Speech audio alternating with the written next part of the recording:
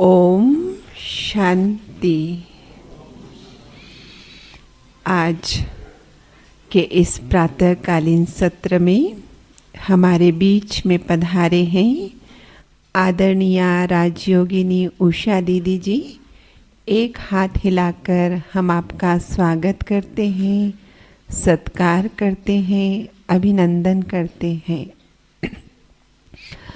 आपने लौकिक और अलौकिक दोनों ही पढ़ाई विदेश की धरनी अफ्रीका से की है और फिर लौकिक और अलौकिक दोनों ही रीति से पूरे परिवार सहित आप भारत में आए और भारत में आने के बाद 1980 से लेकर आपने अपने समर्पित जीवन की यात्रा आरंभ की।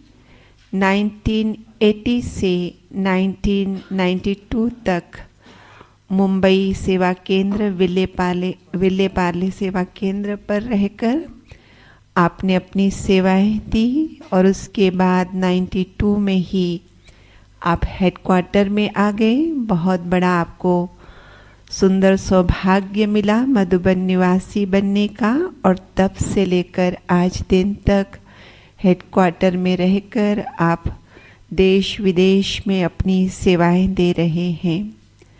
जब आप मधुबन में आए थे उस समय विदेशी भाई बहनों द्वारा SML की ट्रेनिंग दी जा रही थी। उसी ट्रेनिंग को आपने किया और उसको भारतीय भाषा में भारतीय वातावरण के अनुसार मोल्ड किया और फिर SML कोर्सेस देने आरंभ किए, जिसके कारण से आप ब्राह्मण परिवार में प्रसिद्ध हुए। कौन सी वाली उषा बहन? SML वाली उषा बहन। उसके बाद आपने रामायण आदि जो हमारे धर्मशास्त्र है उन पर अपना फोकस डाला, उनका आध्यात्मिक अर्थ बताया और फिर तो आपको लगन लग गई कि बाबा जो कहते हैं कि गीता का भगवान कौन है, अगर ये सिद्ध हो जाए तो बहुत सब कुछ सहज हो जाएगा। आपने उसी तरफ अपना ध्यान केंद्रित किया और ये बात कि गीता का भगवान शिव है अब बड़े बड़े सम्मेलनों में रखते हैं और धर्म के प्रकांड पंडित उससे कन्विंस भी होते हैं, तो ये एक भी बहुत बड़ी सफलता कहेंगे। और इसके साथ साथ आप हमारे जो पॉलिटिशियन विंग है उसके आप हेडक्वार्टर कोऑर्डिनेटर भी हैं। राजयोग प्रशिक्षिका तो है ही हैं। पूरे भारत भर में तो क्या, पूरे पांचों ही खंडों में आपकी यात्राएं चलती रहती हैं और बाबा का ज्ञान चाहे नए लोगों को चाहे ब्राह्मणों को बहुत सहज करके बताते हैं। तो आज हम आपसे सुनेंगे।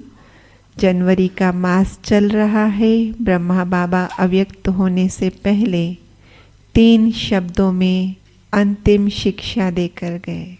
कौन से हैं वो 3 शब्द? निराकारी, निर्विकारी, निरहंकारी। तो इसकी गुह्यता को आज हम समझेंगे आदरणीय दीदी जी से।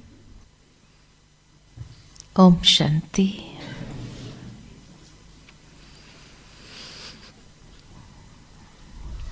जैसे कहा, जनवरी मास आते ही हम सब ब्राह्मणों की स्मृतियों में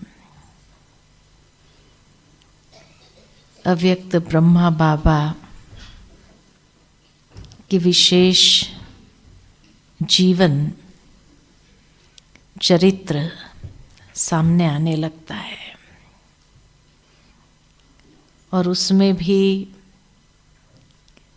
पांडव भवन मधुबन की पावन धरनी में, जो कि बाबा की कर्म भूमि रही, इस कर्म भूमि पर भट्टी करने का अवसर प्राप्त हो जाए तो उससे बड़ा सौभाग्य और कौन सा हो सकता है। जनवरी मास में अक्सर हर ब्राह्मणों का अटेंशन अपने पुरुषार्थ पर रहता है और उसमें भी विशेष अपनी स्थिति पर रहता है। जो बाबा ने कुछ समय पहले कहा था कि बाप की एक ही आश है और वह है कि हर बच्चा बाप समान बन जाए। तो उसी आश को पूरा करने के लिए ये जनवरी मास वरदानी मास कि जिसमें जो बाबा से वरदान चाहिए, जिस रूप से चाहिए, उस रूप से हम अपने जीवन में अनुभव कर सकते हैं। बाप समान बनने के लिए क्या पुरुषार्थ करना है, तो ये बाबा के 3 अंतिम शब्दों के अंदर सारा सार आ जाता है कि बाबा ने क्या अभ्यास किया, कौन सा पुरुषार्थ बाबा का रहा जिससे बाबा संपूर्णता को प्राप्त हो गए। तो बाबा ने सारा पुरुषार्थ का एसेंस, सार कहो, ये 3 शब्द में बच्चों के सन्मुख रखा कि निराकारी भव, निरहंकारी भव, निर्विकारी भव। अर्थात मनसा में निराकारी, वाचा में निरहंकारी और कर्मणा में निर्विकारी।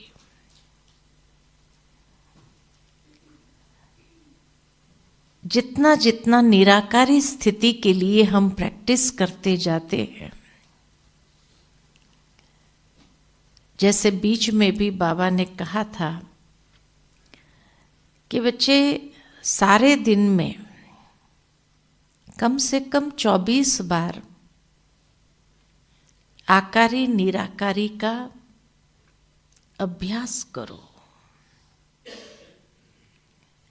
आकारी स्थिति और निराकारी स्थिति, उसमें आना जाना ऐसा नेचुरल हो जाए जैसे कि हमारा वो स्वरूप धीरे धीरे स्पष्ट अनुभव होने लगे, खुद को भी और औरों को भी। निराकारी स्थिति जब कहते हैं तो निराकारी स्थिति किसको कहा जाता है और किस अभ्यास से उस स्थिति को प्राप्त कर सकते हैं? तो बाबा कहे कि अपने अनादि स्वरूप को स्मृति में ले आओ कि हमारा अनादि स्वरूप कौन सा है। एकदम परम पवित्र पावन स्वरूप, या जिसको कहा जाए सतोगुणी स्वरूप, आत्मा के 7 गुणों की ऊर्जा पूर्ण रूप से विकसित हो, इतना दिव्य स्वरूप वो होगा। उसकी एक विजुअलाइजेशन हम अपने नैनों के सामने ले आए तो वो स्वरूप हमारा कितना दिव्य स्वरूप होगा। जैसे चारों ओर वो 7 गुणों की ऊर्जा का प्रभा मंडल संपूर्ण रूप से विकसित होगा। ये वो निराकारी स्वरूप हमारा या अनादि स्वरूप हमारा है। जिस स्वरूप हमें मैग्नेट की तरह बार बार अपनी ओर खींचे, अपनी ओर जैसे आकर्षित करे। परसों की मुरली भी याद आती है कि जिसमें बाबा ने बहुत साकार में भी कि बच्चे जब किसी को भी देखते हो तो आत्म रूप में देखो, आत्म समझ करके बाप को याद करो, आत्म स्वरूप में स्थित हो जाओ, आत्म अभिमानी होकर के बैठो। बार बार बाबा ने जैसे आत्मा का लेसन पक्का कराया। हर ब्राह्मण की चाहना है कि हम उस आत्मिक स्वरूप में स्थित हो जाए, उस अनादि स्वरूप में ही स्थित रहे। परंतु प्रैक्टिकल में क्या होता है, क्योंकि इस साकारी दुनिया में हम जीते हैं, कर्म करते हैं, तो न चाहते हुए भी कई प्रकार की बातें आ जाती है, जिस कारण से मन के अंदर व्यर्थ संकल्प अपने आप क्रिएट होने लगता है। और वही व्यर्थ संकल्प हमें उस स्टेज से, उस निराकारी अवस्था से नीचे ले आते हैं। फिर वापस मेहनत करनी पड़ती है। इसीलिए बाबा ने कहा कि हमारा ओरिजिनल स्वरूप जो है ज्योति स्वरूप बिंदु रूप है। तो उस अनादि बिंदु स्वरूप में स्थित होने के लिए पहले सभी बातों को बिंदु लगाना बहुत आवश्यक है। जब तक हमें फुल स्टॉप लगाने की प्रैक्टिस नहीं है, तब तक हम अंदर में वो स्वरूप में स्थित नहीं हो सकते। इसलिए बाबा के महावाक्य याद आते हैं कि पहले बिंदु लगाओ, फिर बिंदु बनो, और तब बिंदु बाप को याद करना सहज हो जाएगा। तो जितनी भी स्थूल की बातें हैं, उसको सर्वप्रथम बिंदु लगाना बहुत आवश्यक है। जिसको ये अभ्यास हो गया बिंदु लगाने का, और वो भी बाबा जैसे कहते हैं 1 सेकंड में। हमेशा जब बाप दादा हम बच्चों को ड्रिल कराते रहे, तो बाबा यही कहते 1 सेकंड में, 1 सेकंड में स्थित हो जाओ उस निराकारी स्वरूप में। बाबा ने इतनी बार ये अभ्यास हम बच्चों को कराया कि देखो कि कहते ही 1 सेकंड में हम बिंदु बन सकते हैं। ये बिंदु लगाने में ही टाइम लग जाता है, और बिंदु 1 मिनट के बाद भी बनेंगे तो भी क्या होगा, फेल हो जाएंगे, फेलियर हो जाएगा। तो इसीलिए 1 सेकंड तक के अभ्यास में हमें पहुंचना है, क्योंकि अंतिम पेपर जो आएगा बस 1 सेकंड मिलेगा उसका, और 1 सेकंड में हमें सब कुछ समेट करके अपने आप को बिंदु में स्थित कर देना है, बिंदु स्वरूप में स्थित हो जाना, और बिंदु बाप को याद करना है। माना 1 सेकंड में ये तीनों काम हो जाए, बिंदु लगाना भी, बिंदु बनना भी, और बिंदु के साथ जुड़ना भी, कनेक्ट कर देना, तब अंत मते सो गति हो जाएगी। तो इसीलिए ये स्थिति के लिए 1 सेकंड, तो हमारा अभ्यास कितना पावरफुल होना चाहिए जो हम 1 सेकंड के अंदर उस स्वरूप में स्थित हो जाए। क्योंकि अक्सर देखा जाता कि बिंदु लगने के बजाय मेजॉरिटी समय क्या होता है, क्वेश्चन मार्क ज्यादा लग जाता है। कोई भी बात आई तो हम क्वेश्चन के जंगल में जरूर चले जाते हैं। क्यों, क्या हुआ, है ना। तुरंत किसी ने कुछ भी, अगर कोई बात भी कही, अच्छा क्या हुआ, क्यों कहा, तो क्वेश्चन मार्क में तुरंत चले जाते हैं। लेकिन जबकि बाबा ने कहा है हम बच्चों को कि जो हुआ बहुत अच्छा, तो कुछ भी हुआ तो ये 1 सेकंड में फुल स्टॉप लगता है कि बहुत अच्छा हुआ, जो हुआ बहुत अच्छा हुआ। या आश्चर्य की मात्रा या क्वेश्चन मार्क लगेगा। तो ये अपने ऊपर बार बार हमें क्या करना है, चेकिंग करनी है अपनी, कि 1 सेकंड में ये तीनों काम हो जाए, ऐसी प्रैक्टिस हमारी हो गई है। क्योंकि तभी उस निराकारी स्वरूप में, जिसको बाबा कहते हैं निर्संकल्प निर्विकल्प स्थिति, सहज बन जाएगी।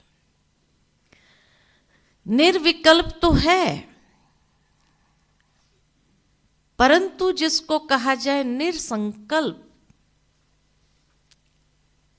हमारी परम आदरणीय गुलजार दादी के लिए यही बात सभी जानते हैं कि दादी के लिए यही कहते थे, निर्संकल्प देवता है। निर्संकल्प देवता का मतलब ये नहीं कि संकल्प ही नहीं चलते थे, लेकिन कोई भी बात में व्यर्थ नहीं चलता था। व्यर्थ दादी का 0 होता था। कभी दादी के चेहरे पर कोई आश्चर्य की मात्रा नहीं देखी, अच्छा फिर क्या हुआ। कई बार हमने अनुभव किया कि जब कोई भी आता था दादी के पास कि फलाना व्यक्ति ऐसा कह रहा है, ऐसा बोल रहा है, दादी क्या करना चाहिए, दादी का एक ही जवाब, अच्छा उसने क्या बोला, क्या हुआ, ये नहीं। दादी उसको 1 सेकंड में कह देती थी, राजधानी बन रही है ना, वो दास दासी बनेंगे, तुमको क्या करना है। अगर वो अपना पद फाइनल कर रहा है तो तुम क्यों परेशान हो रहे हो। कितना सिंपल, 1 सेकंड में फुल स्टॉप लगा देना, दूसरे के संकल्पों को भी खत्म कर देना। इसीलिए दादी को कहते थे निर्संकल्प देवता। कि कोई भी अगर गया और कहा दादी फलाना व्यक्ति ऐसा कर रहा है, ऐसा बोल रहा है, हमें डिस्टर्ब कर रहा है, ऐसा हो रहा है, दादी मुस्कुरा करके यही कहती है, राजधानी बन रही है ना, वो अपना पद फाइनल कर रहा है, तो तुम क्यों परेशान हो रहे हो। मना तुरंत कि भाई तू अपना पुरुषार्थ कर ले, तू क्यों परेशान हो रहा है। वो तुम्हें अगर साइड दे रहा है कि भाई तुम आगे निकल जाओ, तो तू क्यों परेशान हो रहा है कि वो भी आगे जाना चाहिए। हा? तो जब ऐसी स्टेज आ जाए कि कोई भी बात हो उसमें आश्चर्य की मात्रा नहीं, क्वेश्चन नहीं, अच्छा ठीक है हम उसको बुलाकर ठीक करते हैं, ये कभी दादी ने नहीं कहा कि अच्छा मैं उसको बुलाकर ठीक करती हूं, नहीं कहा। ये कहा तुमको आगे भेज रहा है ना, जाओ आगे, है ना। और 1 सेकंड में जैसे दादी की स्टेज ये थी कि और कुछ बोलने की मार्जिन ही नहीं रहती थी। फिर है ना। जैसे बाबा ने उस दिन मुरली में कहा, ताली दो हाथ से बजती, अगर कोई ताली दे रहा है तो हम क्यों ताली दे। तो ऐसे दादी जैसे ताली देती ही नहीं थी उस बात को जैसे बढ़ावा करने के लिए, लेकिन और ही उसको समाधान स्वरूप होकर के वो खुद भी खुश होकर के, हाँ दादी बराबर बोला आपने, है ना। और एक सेकंड में उसका समाधान हो जाता था कि भाई तू डिस्टर्ब नहीं हो, वो कुछ भी बोले। तो जो दादियां हमेशा हमें बाबा की बात सुनाती थी कि बाबा की स्टेज ऐसी थी कि बाबा के पास तो एक कदम और आगे, कि कोई अगर प्रॉब्लम सुनाने जाता था कि ये बाबा को सुना देंगे, ये बाबा को बताएंगे, और बाबा के सन्मुख जाते ही भूल जाते थे। एक कदम आगे की स्टेज थी बाबा की, क्योंकि बाबा इतना अपने आप में निराकारी स्थिति का अभ्यास करते थे। ये दादियां इतना अपने आप में बचपन से ही निराकारी स्थिति में स्थित होने का अभ्यास करती थी। और इस तरह से देखा जाता कि वो जैसे ऑरा जो उनका प्रभामंडल था, वो यहाँ पर ही वो फरिश्ते का दिखने लगता था। जैसे कि चारों ओर एक लाइट का, दादी बाबा के लिए दादियां हमेशा कहती थी कि अंतिम दिनों में जब बाबा ये आंगन में चलता था तो ऐसा लगता था कि एक बादल पास हो गया, बादल गुजर गया।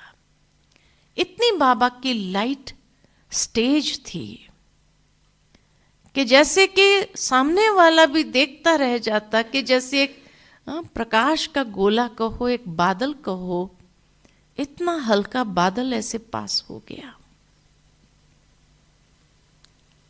उस स्थिति तक हमें भी जाना है ना, उस स्थिति तक पहुंचना है।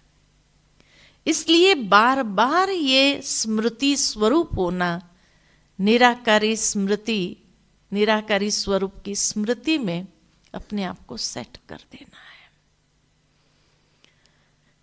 दूसरा जो कहा कि वाचा में निरहंकारीपन, क्योंकि जितना बॉडी कॉन्शियस आता है व्यक्ति के अंदर, देह भान है, देह अभिमान है और देह अहंकार है, ये 3 स्टेजेस है। तो जब से हम ब्राह्मण बनते हैं, अहंकार तो हमारा समाप्त हो जाता है, लेकिन अभिमान वो फिर भी कहीं ना कहीं झलक जाता है, बाहर आ जाता है। और वो तो स्पष्ट दिखाई देता है कि जब व्यक्ति बहुत ज्यादा उस मैं कॉन्शियसनेस में आ जाते हैं, मैं ये कर रहा हूं, मैंने ये किया है, उस कॉन्शियसनेस में आते ही उसकी वाचा के अंदर एक परिवर्तन आ जाता है। इसलिए बाबा हमेशा कहते हैं कि अवस्था को निराकारी स्टेज से अगर नीचे लाती है तो ये 2 बातें ही है, एक मैं और एक मेरा। यही हमें कमजोर करती है। मैं शब्द ही कमजोरी का है। साकार में जैसे बाबा कहते थे कि मैं करने वाली बकरी होती है, अर्थात एक कमजोर से कमजोर प्राणी जो सिर भी अपना ऊंचा उठा नहीं सकती है, गर्दन हमेशा झुकी हुई होती है, बहुत ज्यादा मैं करने के कारण। तो ठीक इसी तरह जितना मैं करते हैं उतना व्यक्ति अंदर से कमजोर होता जा रहा है।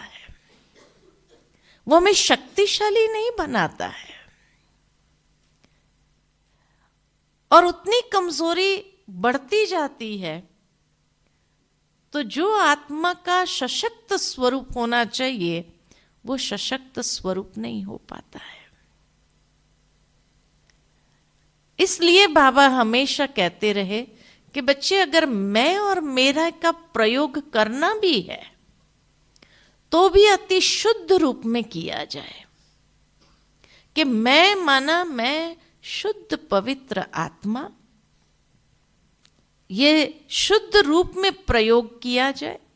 और मेरा जब कहो तो मेरा बाबा और कुछ नहीं, मेरी एक ही चीज है और वो है मेरा बाबा, बाकी कुछ भी मेरा नहीं है संसार में।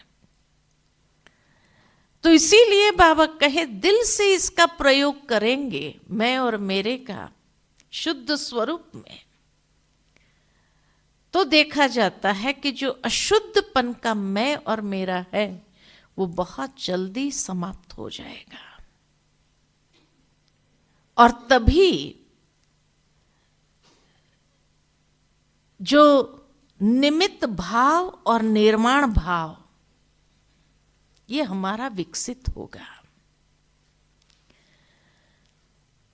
क्योंकि इस देह अभिमान वाले मैं को खत्म करने के लिए जो बाबा कई बार कहते अपने आप को निमित्त समझो,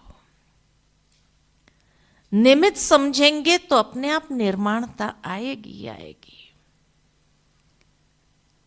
और तभी नव निर्माण का कार्य हो सकेगा, या नव निर्माण अपने विचारों के अंदर प्रस्फुटित होंगे। निर्माण करने के यानी कंस्ट्रक्टिव विचार या क्रिएटिव विचार हमारे मन के अंदर उभरेंगे। लेकिन जब तक निमित्त भाव नहीं है कि मैं जस्ट एक इंस्ट्रूमेंट हूं, ये भाव नहीं है, तब तक न निर्माण बन सकते हैं न निर्माण कर सकते हैं।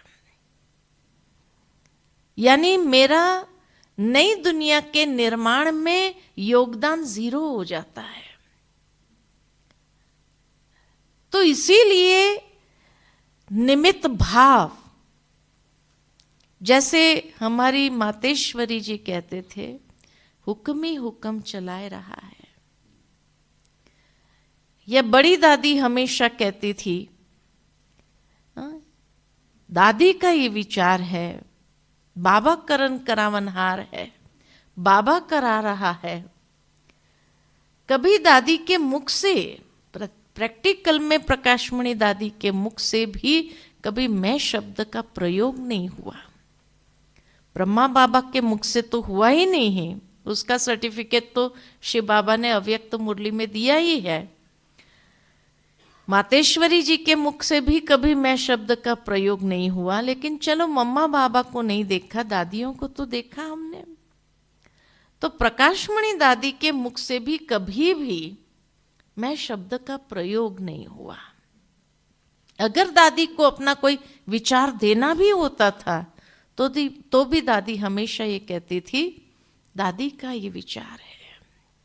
मानो जिस दादी को बाबा ने नियुक्त किया है, उस दादी का ये विचार है। माना अपनी पर्सनालिटी को दादी से अलग कर देती थी, और दादी का ये विचार है, दादी का ये संकल्प है, फिर भी जैसे आप ठीक समझो। माना इतनी निर्माणता, अपना विचार ये अथॉरिटी के हिसाब से नहीं रखा कि भाई मैं इस संस्था की हेड हूं, इसीलिए जो है मेरी बात को मानना ही पड़ेगा।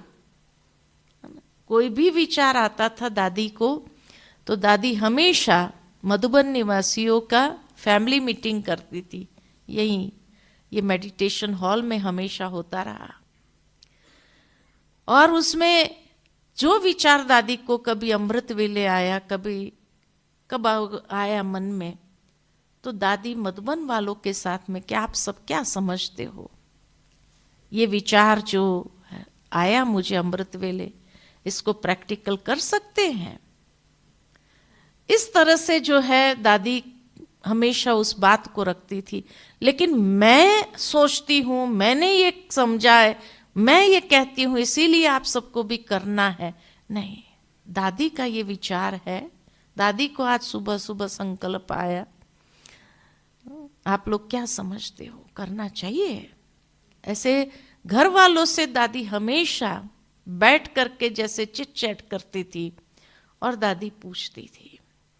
इसलिए कहा जब निमित्त समझा तो निर्माणता, और तब इस यज्ञ की जो इतनी प्रगति हुई, इतना जो यज्ञ विस्तार को पाता गया, विस्तृत होता गया, वो इसी कारण से हुआ।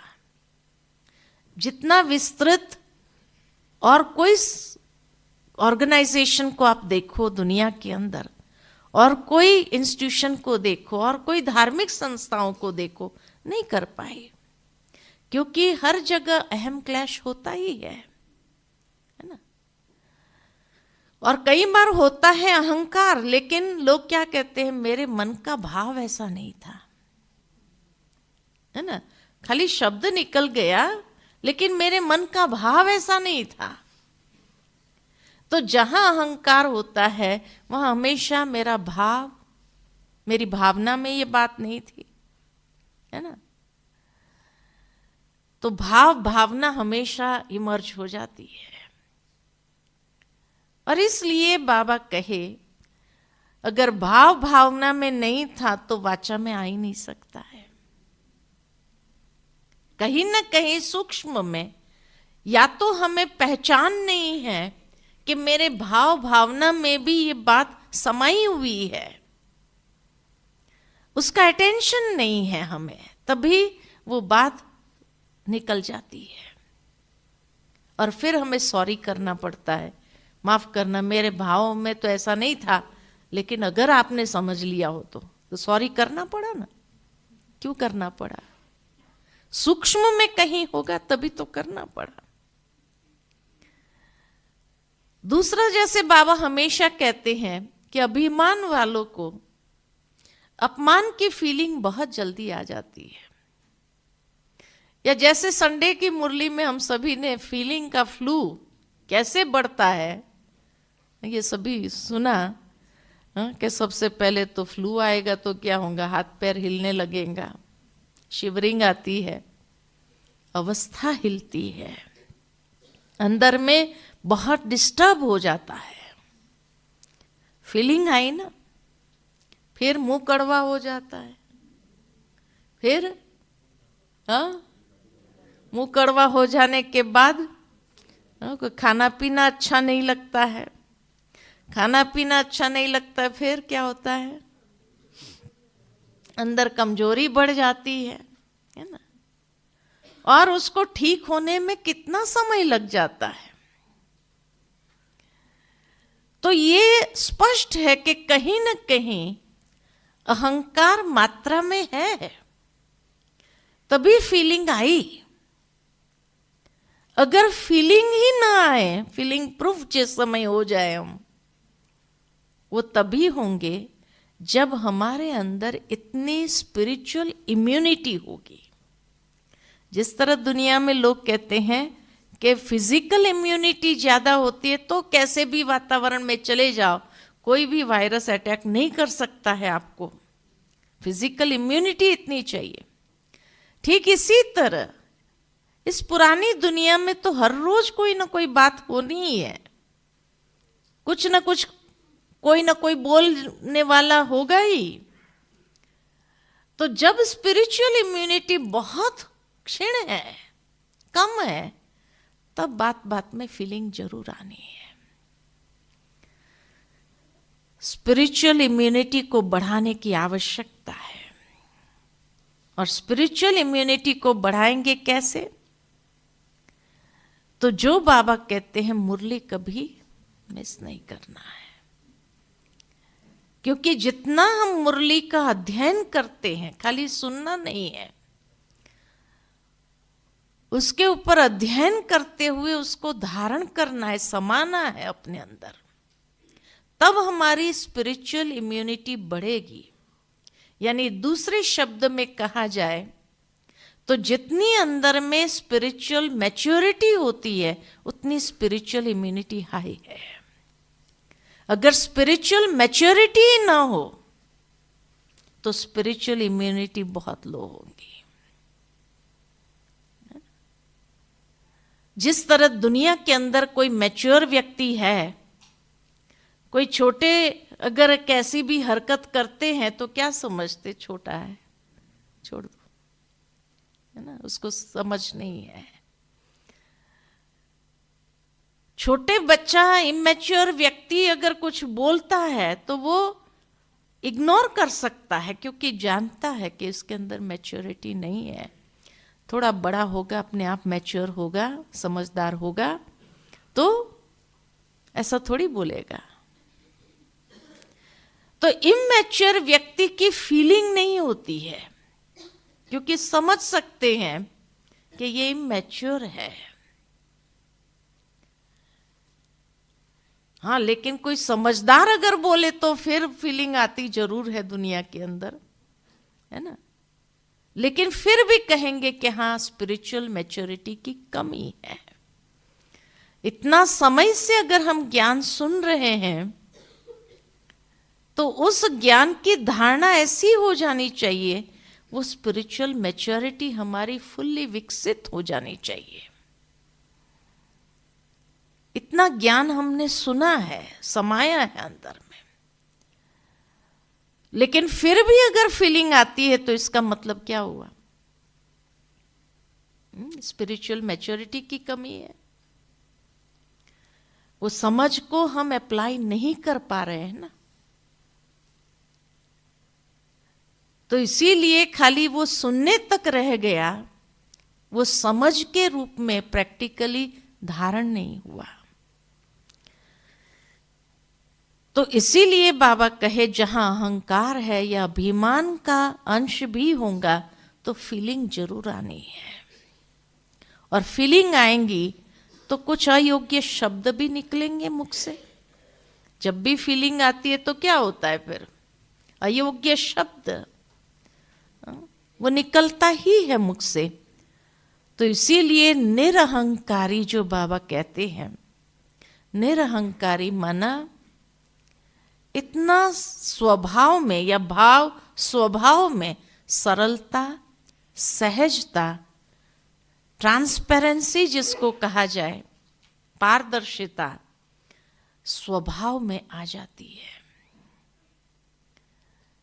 कि हर कोई ये महसूस कर सकता है कि हाँ, इसका कोई भाव नहीं था। इतनी पारदर्शिता, तब कहेंगे कि हाँ, निरअहंकारी है। और उसके बाद कर्मणा में निर्विकारीपन। जैसे साकार बाबा के लिए कहा जाता है कि बाबा के हर शब्द में इतनी पारदर्शिता थी कि बाबा के भाव और भावना को भी हर कोई पढ़ सकता था, है ना। गुलजार दादी के लिए भी कहा जाता है कि उसके भाव में क्या है, भावना में क्या है, उनका कोई शब्द किसी को दुख दर्द दे नहीं सकता है। इतना सरलता, इतनी सहजता, है ना, कि जैसे हमेशा जिसको कहा जाता है कि देवताओं के मुख से फूल झरते थे, वही फूल झरते थे इनके मुख से। बहुत एक अच्छी बात मुझे याद आती है कि एक बार जो है, मैं और नीलू बेन साथ में थे, बैठे थे, जो दादी अचानक आ गई वहां पर। गुलजार दादी ने पूछा, क्या बात चल रही है दोनों में? ऐसे सहजता से पूछा दादी ने। तो नीलू बेन ने कहा, दादी ये उषा बेन गाड़ी चलाती है ना, मैं सीखूं क्या गाड़ी? फिर मैं आपको लेके जा सकती हूँ इधर उधर कहीं भी, तो मैं गाड़ी सीख लूं इससे? ऐसे ही पूछा। देखो, कोई भी इंसान होता है, कोई या तो ना कहेगा, नहीं नहीं नहीं, ये क्या कर रही है, क्या हो रहा है। दादी ने बड़े सुंदर मुस्कुराते हुए कहा कि देवियां सवारी पर बैठी शोभती है, चलाती नहीं, है ना। ना हाँ किया ना किया। मना, अगर तुमको देवी बनना है तो बैठी शोभती है, चलाती नहीं शोभती है। माना दादी का हर शब्द जिसको कहा जाए एक ऐसा होता था कि प्रेरणा देने वाला अंदर में, कि तब से लेकर के आया कि हाँ गाड़ी चलानी नहीं चाहिए।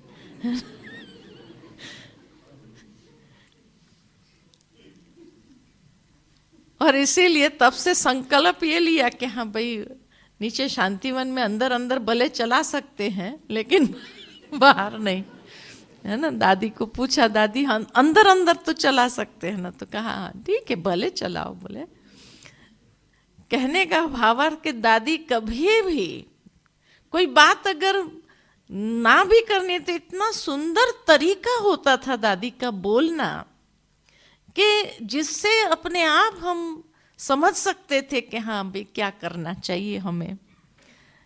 कभी डायरेक्ट किसी को ना कर दे दादी, माना इतना भी दुख नहीं पहुंचाना, ना कह करके सीधा किसी को दुख पहुंचा देना, ये भी नहीं दादी का। इतना दादी का माना बोलने का जो तरीका था, तो इसीलिए कहा वो बाप समान। उस समय से हमने तो कितने समय से देखा। तो निरहंकारीपन जो उसके स्वरूप में थी, पारदर्शिता, सरलता, सहजता, इतनी मधुरता अंदर में कि हर कोई दादी को प्यार करने लगता था। उनका व्यवहार ऐसा था। और इसीलिए कहा जब व्यवहार ऐसा था तो व्यवहार यानी कर्म, तो कर्म कुशलता या व्यवहारिक कुशलता, जो निर्विकारीपन जिसको कहा जाए कि विकारों का जहां अंश मात्र नहीं, वो निर्विकारीपन उसके कर्मणा के अंदर। इसीलिए व्यवहारिक कुशलता, कर्म कुशलता इतना नेचुरल रूप में उनके जीवन में थी। और इसीलिए जो निर्विकारी होते हैं, वैसे तो अगर देखा जाए तो विकारों के अंदर अहंकार आ ही जाता है, लेकिन बाबा ने उसको सेपरेट किया था। ये 3 शब्द में विकारों से अहंकार को सेपरेट किया था।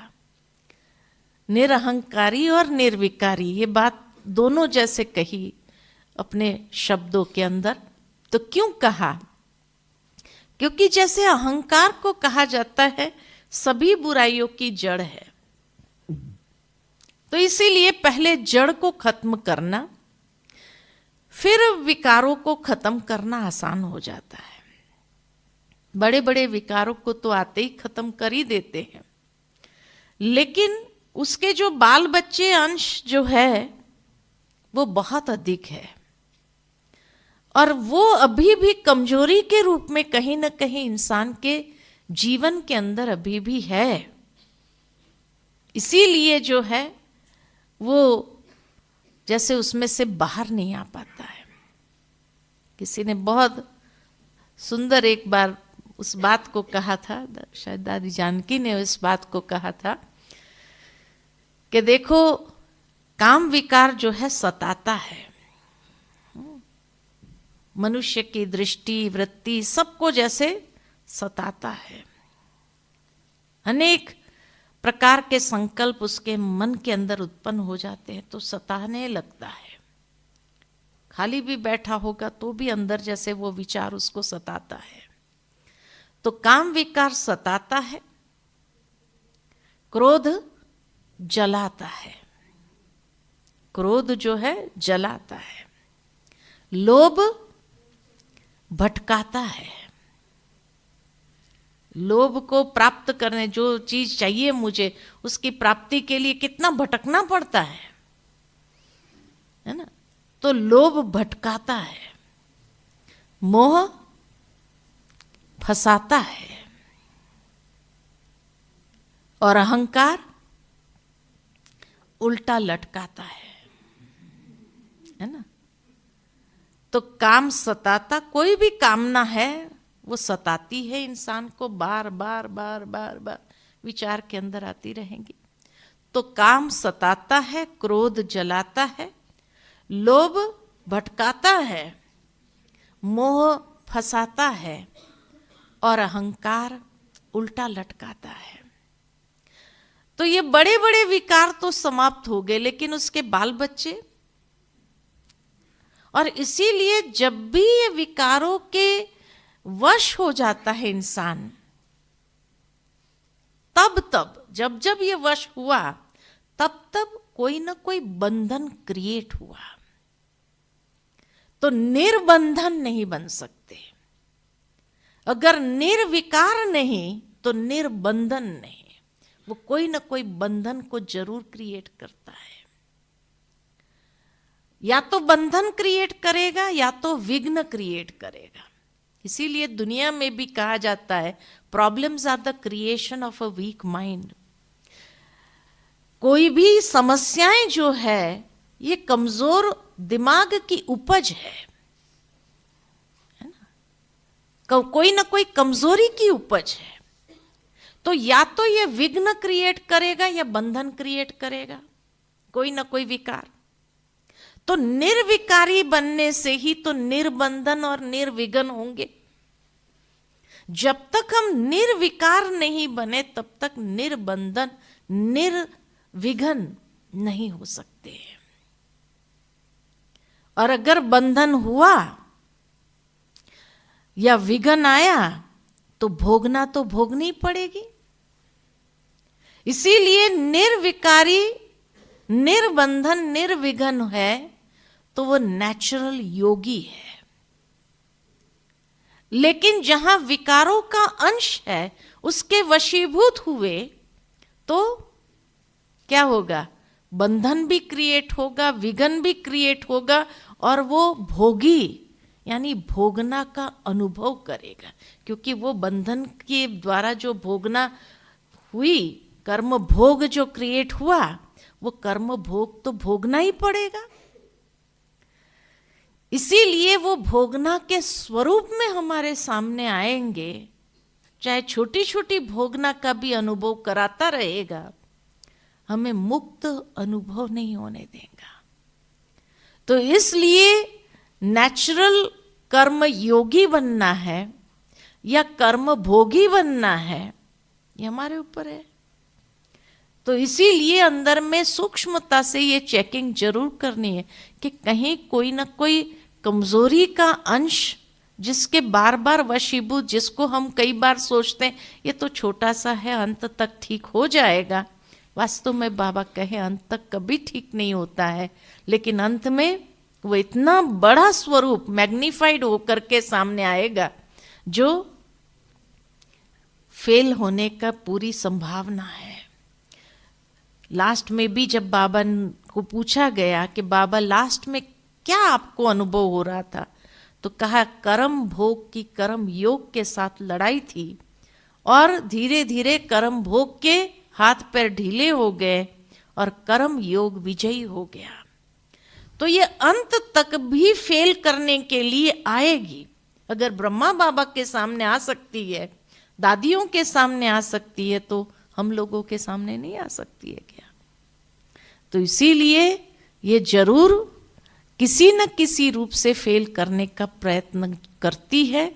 तब बाबा कहते हैं निराकारी, निरहंकारी, निर्विकारी बनो, ताकि हम बंधन मुक्त और विघ्न मुक्त सहजता से अपने आप को कर सके। ठीक है? अच्छा, ओम शांति, ओम शांति। तो दीदी से ब्रह्मा बाबा की जो अंतिम शिक्षा थी उसकी गुह्यता को समझा। एक हाथ हिलाकर धन्यवाद, आभार, शुक्रिया।